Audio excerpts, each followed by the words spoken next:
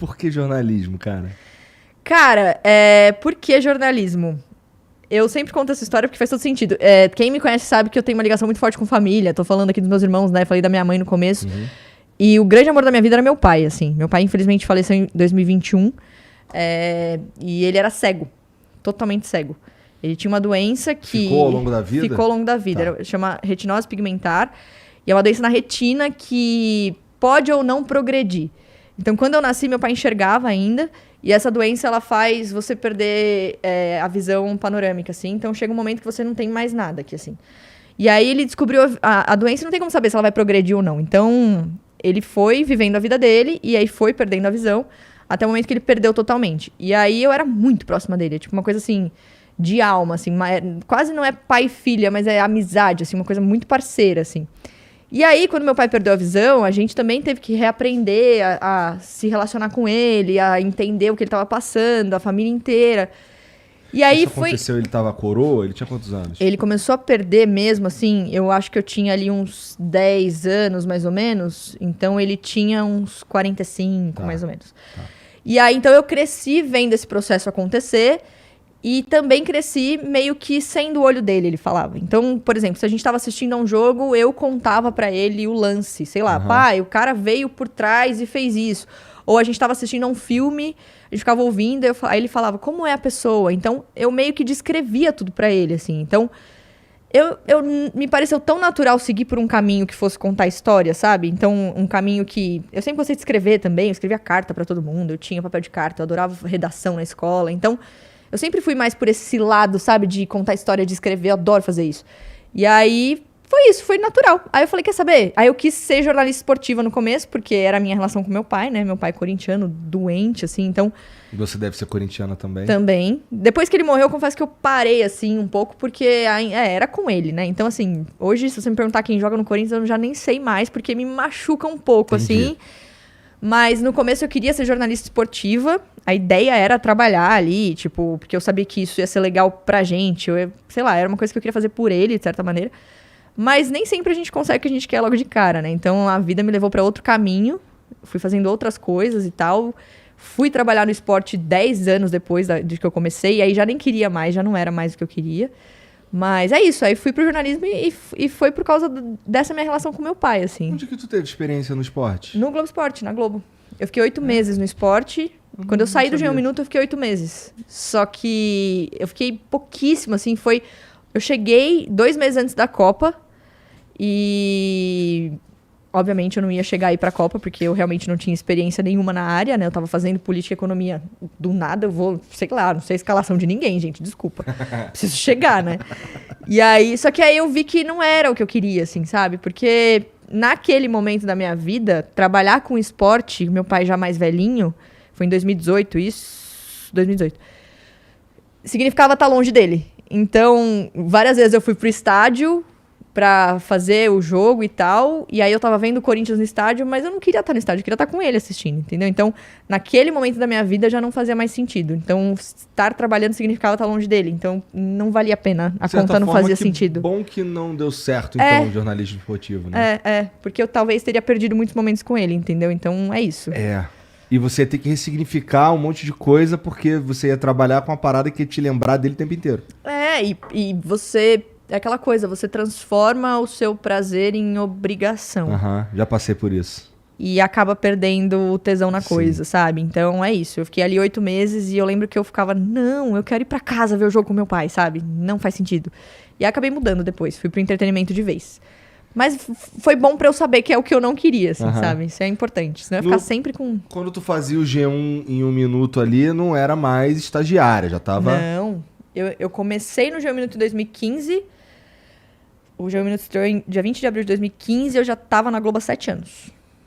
Começou na Globo? Comecei, primeiro trabalho. Com 18 anos em 2008 e 7 anos depois eu fui pro G1 Minuto.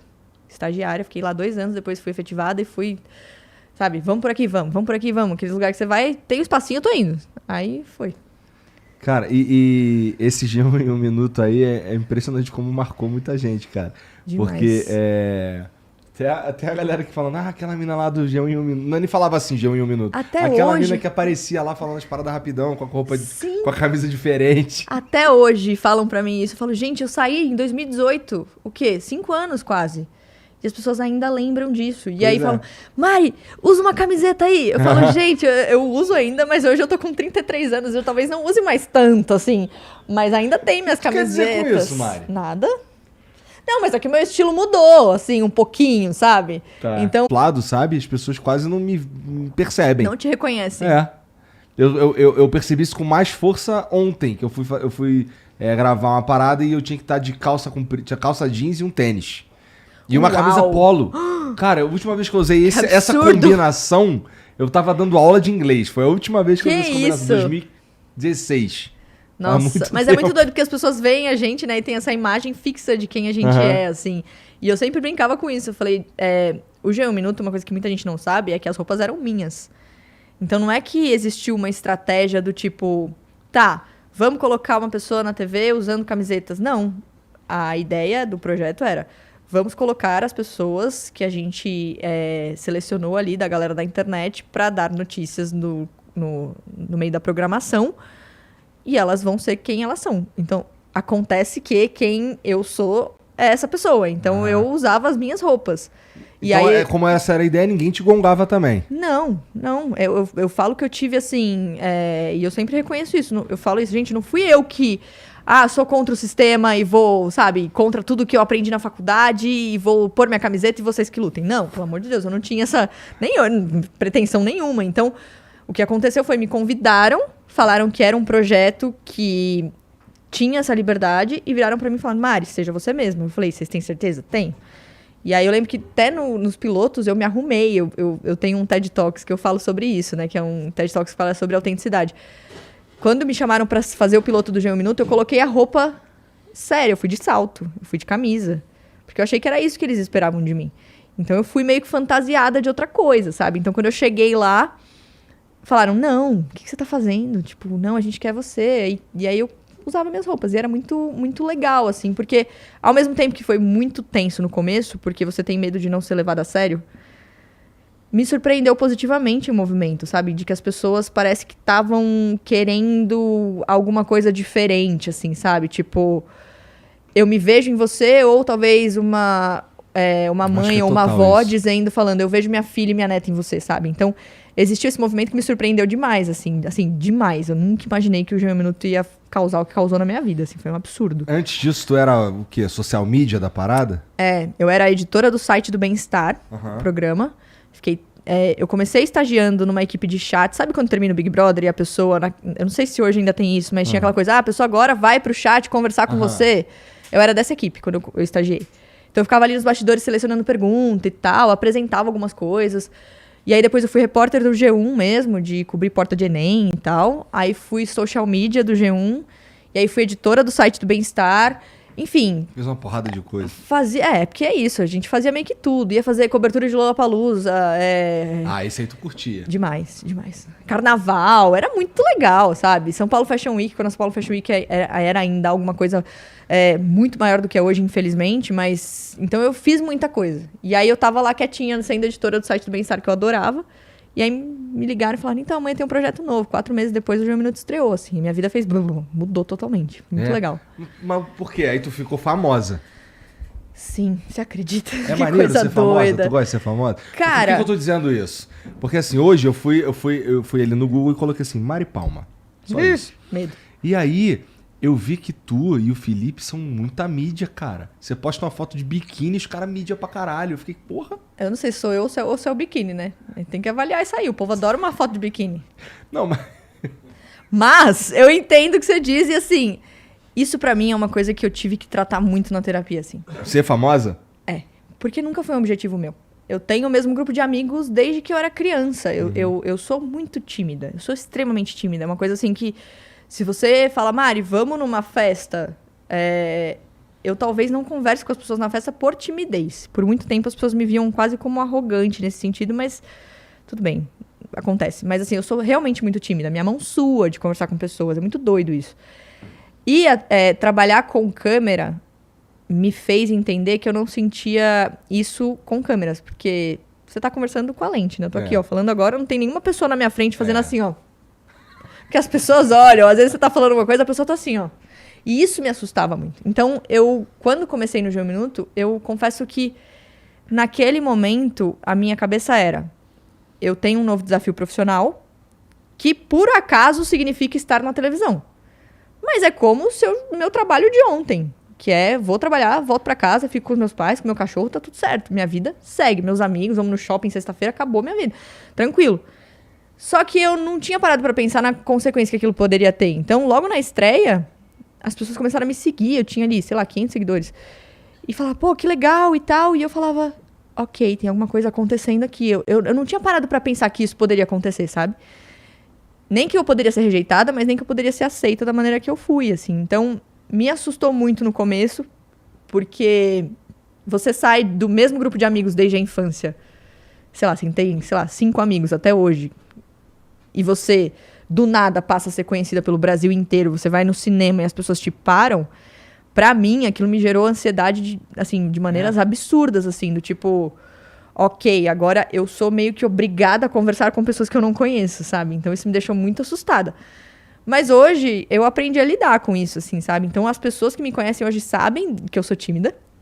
É muito engraçado. Às vezes elas chegam e falam assim, Mari, eu sei que você tá tímida, eu também tô. Aí eu falo, então vem cá, não, abraço. Aí a gente já quebra, assim, e tal. E é gostoso.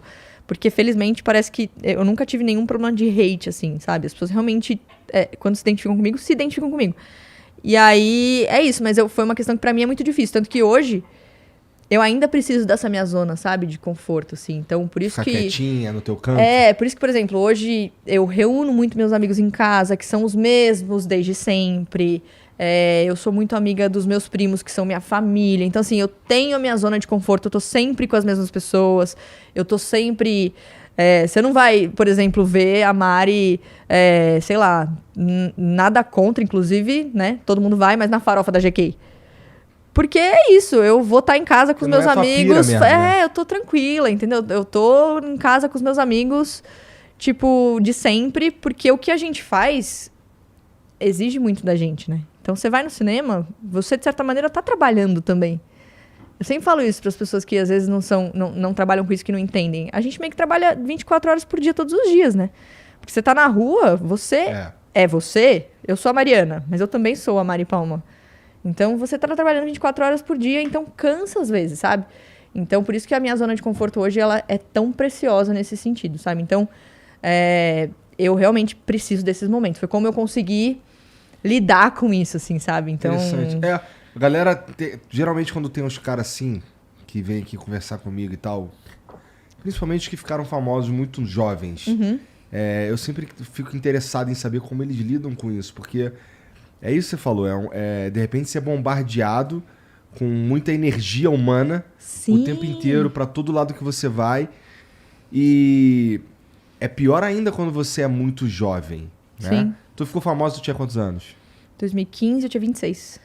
Tá, então aí no teu caso, pelo menos, tu já tinha ali uma certa... Sim. Uma vida antes, né? Sim. Pô, conheço os moleques que ficaram famosos com 18. Não, né? menos com até 17, às vezes. Você perder a cabeça é rapidão, assim. Fácil. E eu sempre falo que a família ajuda muito nessas horas, né? Então, eu saía do trabalho, eu ia pra casa dos meus pais tomar café da tarde com meu pai, com a minha mãe, assim, sabe? Então, eu sempre fiz questão de continuar fazendo isso, porque eu não queria tirar esse pé do chão, não. Porque eu sei que é isso.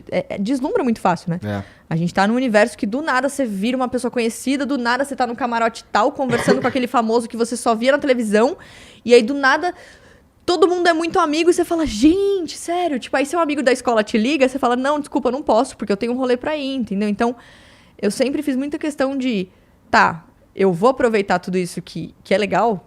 Então, a gente ganha ingresso pra show, é muito legal isso, né? Coisas que são legais, não adianta a gente mentir. Mas eu vou com meu irmão, eu vou com meus primos, entendeu? Então, eu faço questão de, já que eu tô aqui, eu vou fazer todo mundo que tá comigo desde o começo aproveitar junto, entendeu? Porque são as pessoas que a gente sabe que estão lá pela gente mesmo. Então, eu tenho esse pensamento, assim, um pouco, sabe?